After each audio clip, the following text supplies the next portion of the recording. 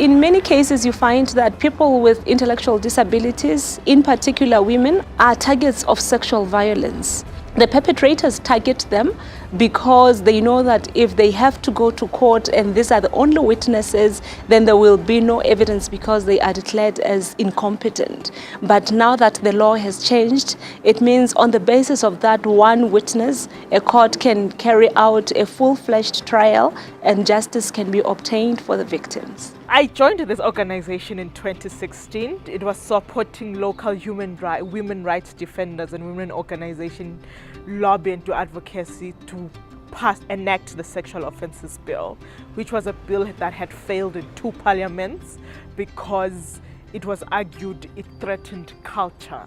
So this year, we finally had this act enacted, it passed parliament, and it was signed through the pressure and wonderful work of women that did everything from demonstrations, everything that they could to make noise to say, we are here and we want to be protected. So there's this young girl called Noura.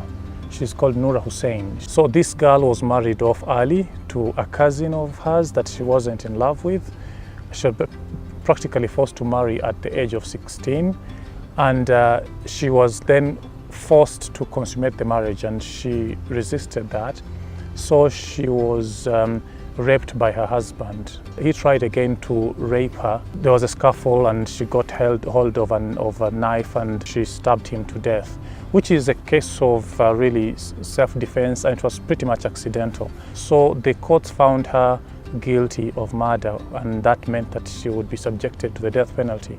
Our campaign was to call on the courts to consider the marital rape, early rape and self-defense as mitigating circumstances in her case, and to rescind the death penalty. So really the proudest moment for me was when that happened. The court overturned the death penalty, and as we speak today, she's not at risk of execution.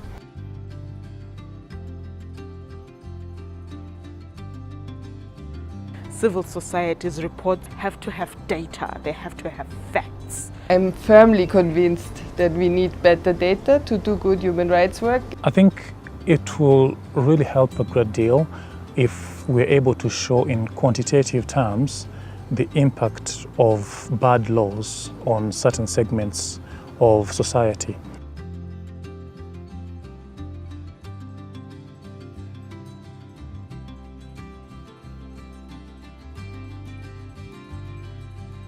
I think comparing data in countries will show governments that they are behind the curve.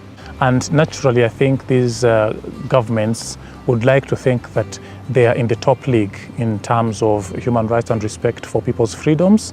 And, create a little bit of a competition.